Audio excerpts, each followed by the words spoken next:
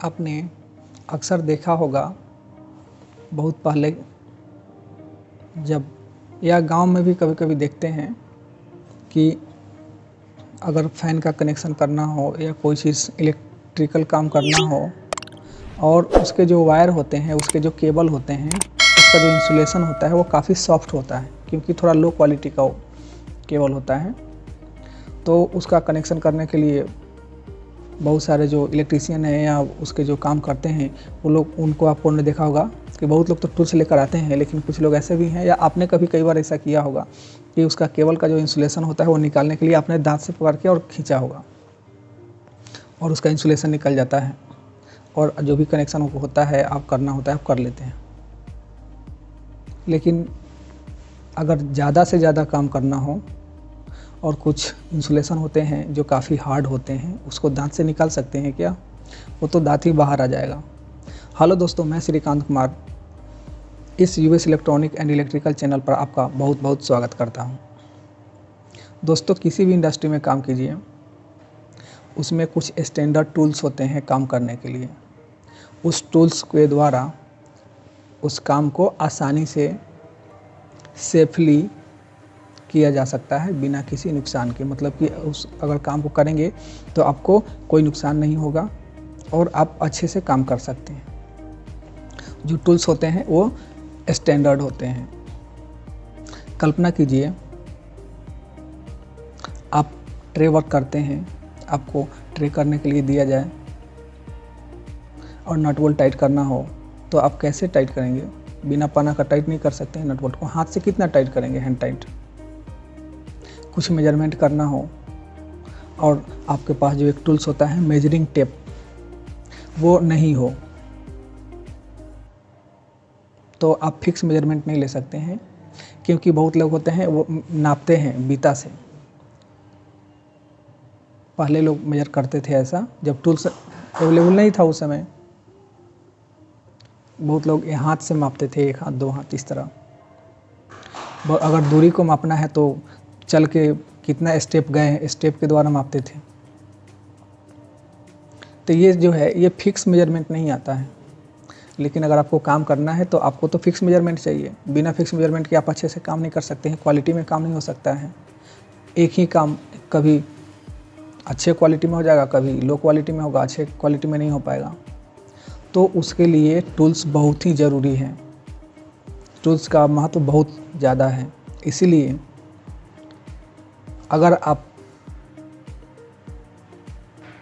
किसी भी इंडस्ट्री में काम करते हैं तो टूल्स का वैल्यू इसी से समझना होगा कि उस तरह जो वायर, जो पहले लोग दांत से खींच करके उसका इंसुलेशन निकालते थे, अगर बहुत सारा काम करना है इंडस्ट्री में तो बहुत सारे काम होते हैं, बहुत ज़्यादा से ज़्यादा काम होता है, जल्दी से जल्दी काम करना होता है, अच्छे क्वालिटी में काम करना होता है। और उस समय वो सिस्टम ना हो, मतलब टूल्स ना हो और आप केवल दांत से उसके इंसुलेशन निकालते हो केबल का, तो क्या होगा आपके दांत का? और उसी जगह पे वायर स्टिपर दे दिया जाता है, बहुत ही आसानी से इंसुलेशन निकल जाता है, कितना हार्ड से हार्ड इंसुलेशन हो। साइड कटर का यूज होता है। इस तरह बहुत सारे टूल्स हैं। तो आज हम लोग बात करेंगे प्रॉपर जो इंस्ट्रूमेंट इंस्टॉलेशन होता है, उसमें बहुत सारे वर्क होते हैं। जैसे इंस्ट्रूमेंट को इंस्टॉल करना हो, ट्रे वर्क होता है, ट्यूबिंग होता है, केबलिंग होता है, बहुत सारे वर्क होते हैं। तो आज हम लोग स्पेशली बात करेंगे जो ट्रे वर्क है। अगर कोई इंस्ट्रूमेंट फिटर है, अगर ट्रे फिटर है, उसको ट्रे इंस्टॉलेशन करना है तो उसको कौन कौन से टूल्स चाहिए। उसके कुछ स्टैंडर्ड टूल्स होते हैं, वो स्टैंडर्ड टूल्स कौन कौन से चाहिए। तो सबसे पहले ट्रे वर्क करने के लिए मेजरिंग टेप चाहिए। किसी भी चीज़ को अगर मेजर करना हो, ट्रे को मेजर करना हो, सपोर्ट मेजर करना हो, उसके लिए आपको मेजरिंग टेप चाहिए। चाहे कोई भी चीज़ का मेजरमेंट लेना हो, उसके लिए आपको टेप बहुत ही मस्ट है। उसके बाद ट्रे वर्क करने के लिए स्पैनर चाहिए। नॉर्मली जो परफोरेटेड ट्रे हम लोग करते हैं उसे पंचिंग ट्रे भी बोला जाता है। उसमें 12-13 का पाना यूज होता है। एक रिंग पाना और एक डीप पाना लेकर के आसानी से काम कर सकते हैं, क्योंकि ट्रे का जो बोल्ट आता है वो 8 mm का बोल्ट होता है, उसमें 12-13 का पाना लगता है। तो स्पैनर 12-13 का, एक रिंग और एक डी, दोनों डी होगा तो भी चलेगा, एक रिंग और एक डी होगा तो चलेगा। अगर दोनों रिंग स्पैनर होगा तो थोड़ा दिक्कत होता है, क्योंकि बहुत जगह ऐसा जगह होता है वहाँ पे नट बोल्ट टाइट करने में दिक्कत होता है। तो उसके लिए एक रिंग और एक डी स्पैनर होगा तो आसानी से काम कर सकते हैं। एक राइट एंगल चाहिए, क्योंकि आप कोई भी अगर फैब्रिकेशन करेंगे, ट्रे का फैब्रिकेशन करेंगे, तो उसके लिए मेजर करने के लिए, उसको अलाइनमेंट करने के लिए, उसका रेफरेंस लेने के लिए एक लाइन डोरी चाहिए, ये राइट एंगल चाहिए। क्योंकि वो राइट एंगल अगर 90 बनाते हैं तो 90 फिक्स है कि नहीं, उसको मेजर करने के लिए राइट एंगल चाहिए। उसके हिसाब से आप मेजर कर सकते हैं कि ये जो लाइन है, ये जो 90 बना हुआ है वो फिक्स 90 हो रहा है। ऐसा नहीं है कि 90 के बदला में 90 के बदला में 95 है या 105 है, मतलब कि 105 है 105 हो गया, ऐसा तो नहीं है। तो उसके लिए आपको एक राइट एंगल होता है, एक 90 वाले से मेटल का बना होता है, उसको राइट एंगल लोग बोलते हैं। उससे आप चेक कर लेते हैं, वो आसानी से वो कम हो जाता है। उसके बाद राइट एंगल हो गया, टेप हो गया, मेजरिंग टेप हो गया, राइट एंगल हो गया। और भी बहुत सारे टूल्स यूज होते हैं। जैसे अगर कहीं सपोर्ट का मेजरमेंट करना हो, एक दूसरे सपोर्ट से दूरी मापना हो, और सपोर्ट का जो हाइट है वो अलग हो, एक सपोर्ट सीलिंग के पास लगा हुआ हो और एक सपोर्ट काफ़ी नीचे लगने वाला हो, तो एक ऊपर है और एक नीचे है, दोनों की दूरी कैसे मापेंगे? तो उसके लिए एक लाइन डोरी आता है, उसको पलम बोल सकते हैं।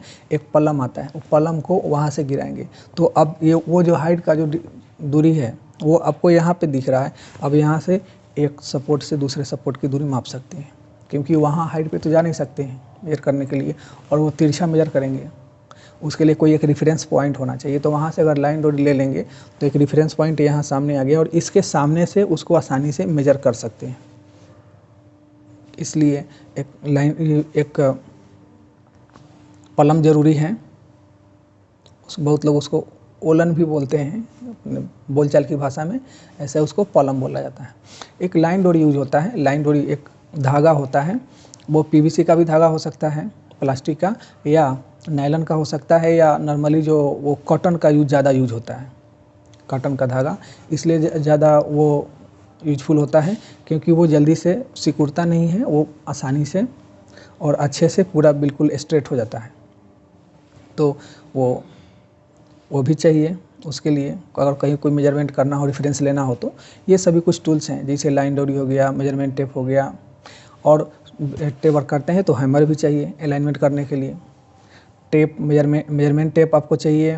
कुछ टूल्स अभी जो हम लोगों ने बात किया है, measurement tape, right angle, hammer, spirit level भी चाहिए। अगर जो ट्रे अलाइनमेंट करते हैं वो कहीं आउट तो नहीं है, मतलब कि ट्रे फिक्स लेवल पर जाए, तो लेवल को मेंटेन करने के लिए, लेवल को रेफरेंस लेने के लिए वो एक राइट एंगल होता है, वो दिखलाता है। ये एक स्पिरिट लेवल होता है जो दिखलाता है कि वो जो लेवल है वो हमारा सही है या नहीं, जिस लेवल में हमारा जो कोई भी चीज़ है उसका डायरेक्शन, ओरिएंटेशन सही है या नहीं। तो ओरिएंटेशन को चेक करने के लिए, लेवल को चेक करने के लिए आप स्पिरिट लेवल का यूज़ कर सकते हैं, यूज होता है स्पिरिट लेवल। उसके बाद कहीं रेफरेंस पॉइंट लेना हो तो उसके लिए वाटर लेवल भी आता है, वाटर लेवल से भी रेफरेंस लिया जाता है। जैसे कोई सपोर्ट कहीं और है और दूसरा एक सपोर्ट है, एक सपोर्ट दीवार के इस साइड है, दूसरा सपोर्ट दीवार के इस साइड है, लेकिन अब हमें क्या करना है कि इस सपोर्ट के रेफरेंस से आगे भी सपोर्ट लगाना है, और कुछ ऐसा मतलब अब ऑब्जेक्शन है, मतलब कि ऑब्स्टेकल है कि उसके आगे डायरेक्ट टेप को नहीं ले जा सकते हैं। स्ट्रेट टेप जो है वो सीधा नहीं जा सकता, मेजरमेंट टेप से नहीं वहाँ मेजर कर सकते हैं, उसका लेवल मेंटेन नहीं कर सकते, उसके लिए लेवल का पता नहीं लगा सकते हैं। उसके लिए ये वाटर लेवल होता है। इस लेवल को आगे डिनोट करने के लिए, आगे रेफरेंस लेने के लिए वाटर लेवल का यूज किया जाता है। तो वाटर लेवल का यूज करके और आगे रेफरेंस ले सकते हैं। इस तरह कुछ टूल्स हैं, जैसे right angle, hammer, spirit level, ओलन या बोलिए या पलम बोलिए, वो चाहिए। लाइन डोरी, स्पैनर 12-13 का, और ये सभी कुछ टूल्स हैं जो ट्रे वर्क करने के लिए बहुत ही ज़रूरी होता है। अब ट्रे वर्क करते हैं तो इतने टूल्स रहेगा तो आसानी से ट्रे वर्क कर सकते हैं। उसके लिए अगर ट्रे काटना है तो उसके लिए हेक्सा चाहिए, कहीं कहीं ग्राइंडिंग से भी कटिंग करते हैं तो ग्राइंडिंग से काट सकते हैं, या हेक्सा से कटिंग कर सकते हैं। और वो जो मार्कर है वो पेन भी, बहुत लोग पेन यूज़ करते हैं, कुछ लोग पेंसिल यूज़ करते हैं मार्किंग करने के लिए। वो मार्किंग चाहिए, वो पेंसिल ले सकते हैं, मार्कर ले सकते हैं, या पेन से भी काम चला सकते हैं। लेकिन जो कुछ भी मेजरमेंट लेंगे उसको लिखने के लिए एक डायरी भी चाहिए, डायरी और पेन चाहिए, वो तो ज़रूरी है। तो कुछ टूल्स हो गए जैसे right angle, hammer, spirit level, measurement tape, ओलन या उसको पलम बोल सकते हैं, लाइन डोरी, और कटिंग करने के लिए ट्रे को हेक्सा या ग्राइंडिंग मशीन यूज कर सकते हैं। उसके लिए जो ग्राइंडिंग मशीन का फेस सील आता है, उसके जो भी स्पेसिफिक टूल्स होते हैं जैसे फेस सील हो गया, लेदर हैंड ग्लोव हो गया, ईयर प्लग हो गया, वो सब चाहिए। और इस तरह आप आसानी से ग्राइंडिंग मशीन से या हेक्सा से ट्रे को कटिंग करके और उसका बेंड बना करके रेफरेंस मेजरमेंट ले करके और आसानी से काम कर सकते हैं, और अच्छे क्वालिटी में और कम समय में काम हो सकता है। आपने इतने इन्फॉर्मेटिव वीडियो को सुना, इसका मतलब आप अच्छे काम करना चाहते हैं, क्वालिटी में काम करना चाहते हैं। आपका बहुत बहुत धन्यवाद।